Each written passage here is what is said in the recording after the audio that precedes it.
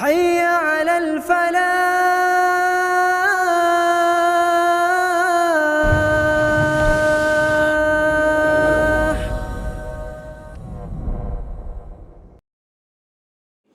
Kemudian di dalam surah An-Nisa ayat 138 139 dijelaskan kalau ternyata tidak seperti itu, maka kata Al-Quran An-Nisa 138 139 di dalam Al-Quran, basyiril munafiqina bi anna lahum adzaban alima, kasih tahu, beri kabar mereka orang-orang munafik itu bi anna lahum adzaban alima, halangan gitu. Oke. Bi anna lahum adzaban alima, bagi mereka adab yang dahsyat. Alladzina yatakhidunal kafirina awliya'a min dunil mu'minin, yaitu mereka orang-orang yang beriman menjadikan orang-orang kafir sebagai walaknya. Min dunil mu'minin, dengan meninggalkan orang beriman. Maka kata Al-Quran, kasih tahu mereka, basyiril munafikina, kasih tahu orang munafik itu bi annalhum adzaban alima, bagi mereka adab yang sangat dahsyat. Itu jadi ini pembedanya. Makanya kalau nanti ada yang menempatkan walaknya itu secara sengaja dengan keliru, maka dianggap seperti ini. Dalam hadis Nabi, man faraqal jamaah, barang siapa meninggalkan jamaah kaum muslimin qaida shibrin, walaupun hanya sejengkal, faqad khala aribqatal islam min unukihi, maka Islam telah keluar dari tengkuknya. Hati-hati itu. Ini jamaah kaum muslimin. Ini adalah jamaah yang meledek Islam. Kemudian ditinggalkan, kesini aja, di sini mah banyak ininya. Ya banyak apanya misalkan gitu. Maka di sini katakan man faraqal jamaah qaida shibrin, barang siapa yang keluar mufaroqah, meninggalkan jamaah kaum muslimin qaida shibrin, walaupun hanya sejengkal, faqad khala aribqatal islam min unukihi, Islam telah keluar dari tengkuknya. Bahkan di dalam hadis Muslim, maaf ini sangat kencang juga ini kalimatnya, wa in sholla wa shoma wa ja'amu ana muslimin, walaupun dia masih sholat, saum dan haji itu. Dan kalau mati, pamata mitatan jahiliyah, matinya adalah mati jahiliyah. Mati jahiliyah itu mati yang di luar Islam. Itu makanya kenapa ada ayat ketika tokoh munafik meninggal dia mau disolatin. Itu harus hati-hati itu ya. Ini itu sebabnya Syekh Said Hawa, apa buku yang terkenalnya itu Al-Islam ya. Jadi tebalnya Al-Islam itu tebelnya 360 sekian halaman. Itu buku Al-Islam yang ditulis oleh Syekh Said Hawa.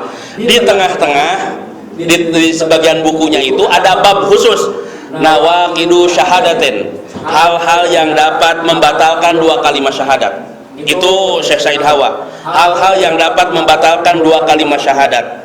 Salah satunya apa yang dapat membatalkan dua kalimat syahadat itu adalah mudhahiratul musyrikin mu'anatuhum 'alal muslimin, mereka membantu orang-orang musyrik dengan meninggalkan orang-orang beriman untuk menjatuhkan mereka.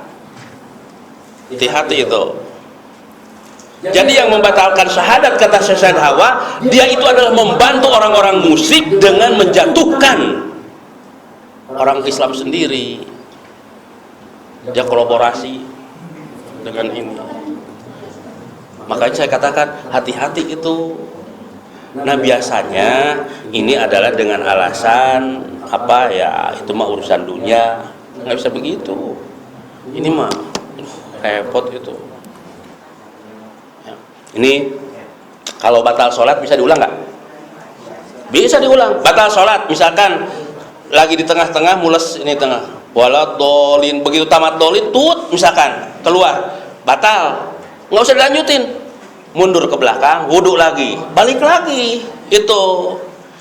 Begitu mau ini baru innaka belum habidum majid, tut batal nggak? Batal, balik lagi, bisa diulang.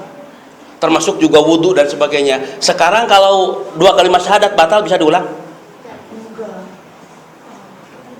2 kalimat syahadat batal bisa diulang?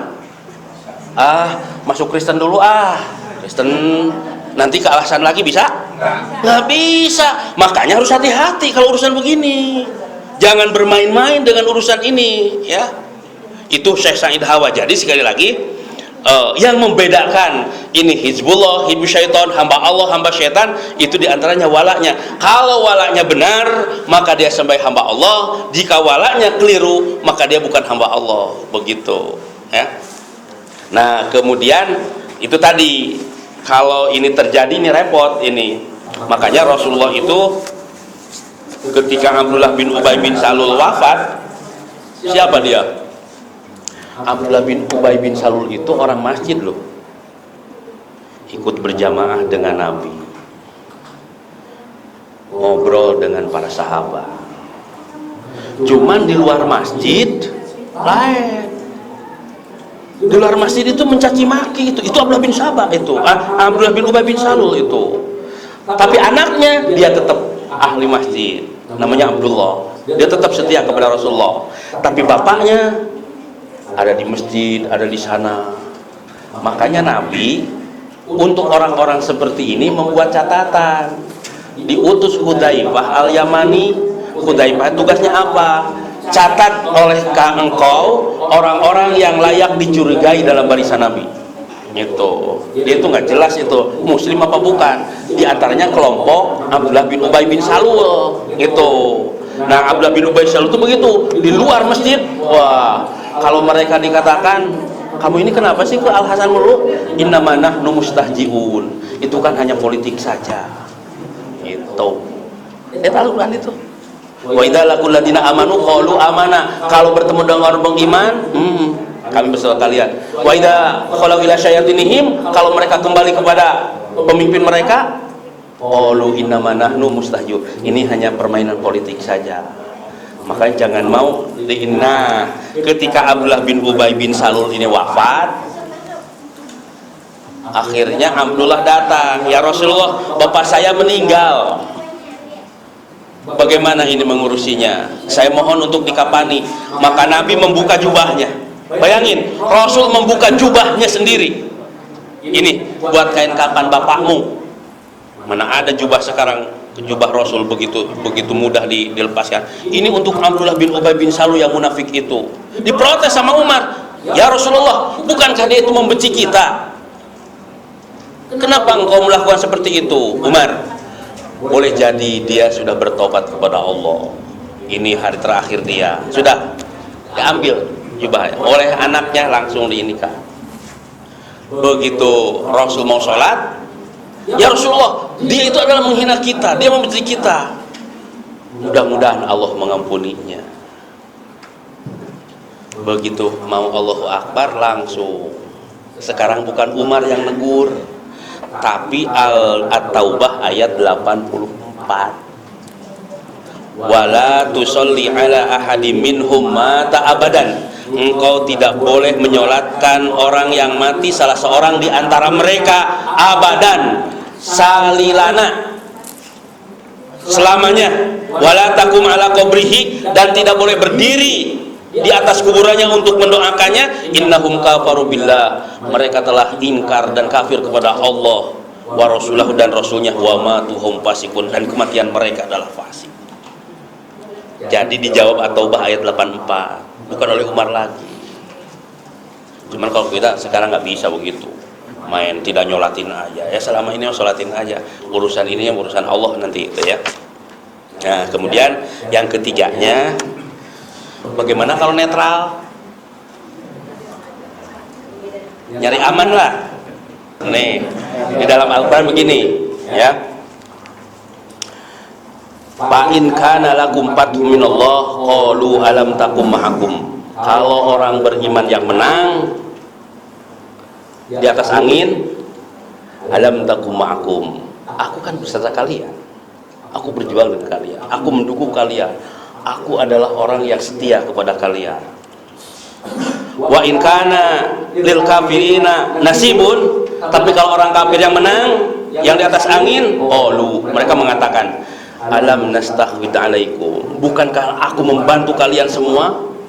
memenangkan kalian semua, wa namna'akum minal mu'minin, dan kami mencegal untuk keberhasilan orang-orang beriman. Kami beserta kalian semua, kami loyal kepada kalian semua. Jadi ini orang tergantung situasi, tergantung arah angin mana yang menguntungkan.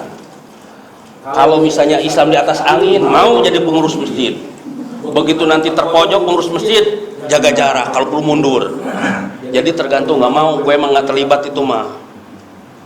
Ini yang disebutkan dalam surah An-Nisa ayat 141. Makanya di dalam hadis ada Pakih bin Mughirah. Ini Pakih bin Mughirah itu seorang sahabat Nabi, sahabat Siti Aisyah ya. Kata Pakih bin Mughirah begini, dakhaltu ala Aisyata, aku, ini kata Mughirah, dakhaltu ala Aisyata, aku masuk ke rumah Siti Aisyah. Paro'aitu fi baitiha romhan mawdu'an. Aku melihat ada tombak yang tergeletak di rumah itu. Kemudian kata Pakihah, ya ummul mukminin, ma tasna'u bihadza romhi. Ini tombak buat apa ya? Kata Pakihah kepada Aisyah. Kemudian Aisyah menjawab, hada lihadhil aujad naqtaluhun nabi. Tombak ini nanti akan aku gunakan untuk membunuh cicak-cicak itu. Kenapa? Sebab fa inna Rasulullah sallallahu alaihi wasallam haddatsana, sebab Rasul memberitahukan kepadaku, inna Ibrahim hina ulqiya finar, ketika Nabi Ibrahim itu adalah dilempar ke dalam api unggun zaman Raja Namrud, lam takun fil ardi dabatun, tidak ada yang ada binatang melata di muka bumi ini illa tudfinna, kecuali mereka bangkit membela untuk sama-sama memadamkan api itu. Ghairul wajad, kecuali si cicak saja yang tidak. Maka oleh karena itu kami diperintahkan oleh Rasulullah untuk membunuhnya. Kenapa cicak itu dianggap dibunuh? Sebab dia itu karakternya munafik. Itu bukan urusan gue itu mah. Itu. Nah, jadi ini hadis riwayat Imam Ahmad. Jadi ketika Nabi Ibrahim kan di dalam hadis di dalam Al-Qur'an dikatakan lempar dia ke dalam api unggun. Dia diikat nih. Diikat begini. Kemudian waktu itu dilempar oleh pasukan Namrud ke tengah api unggun. Nah, sebelum dilempar itu malaikat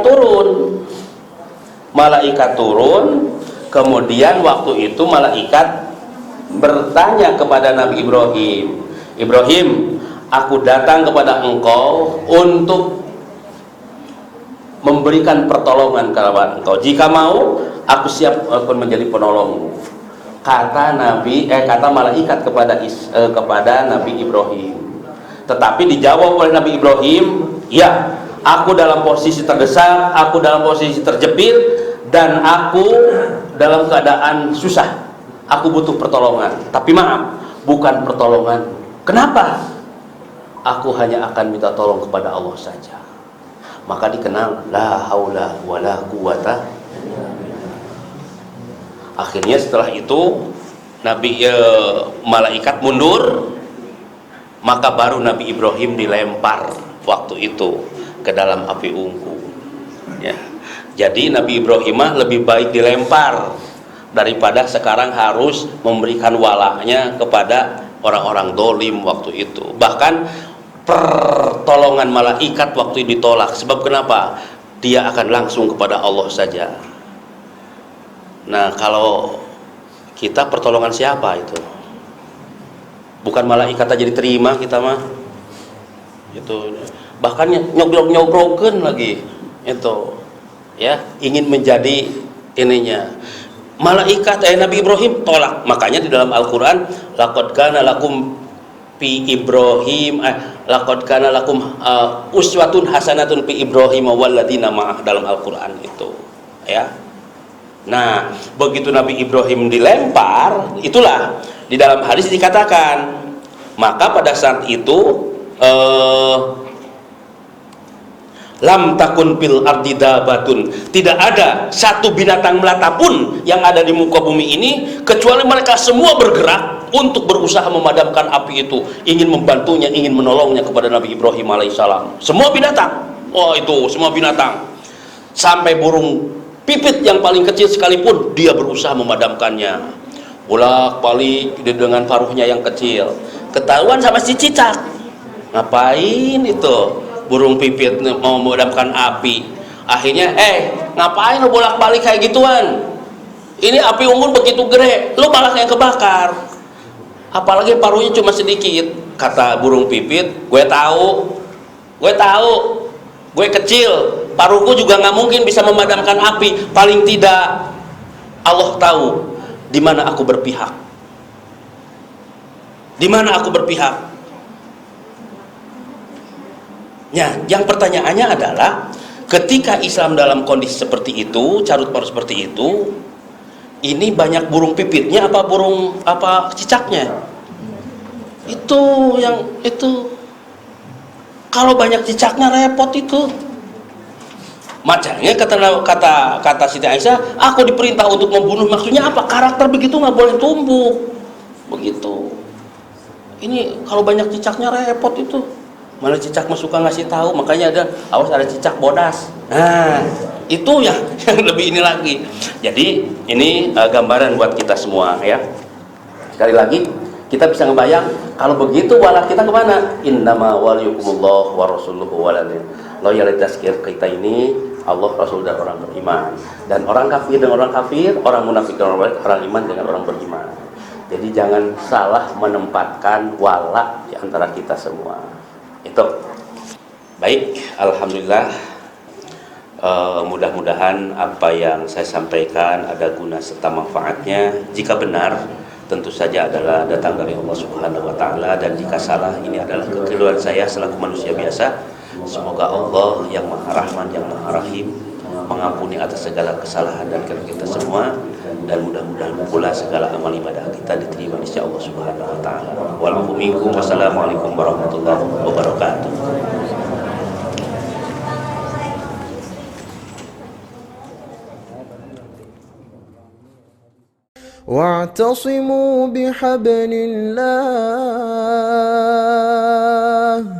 واعتصموا بحبل الله جميعا ولا تفرقوا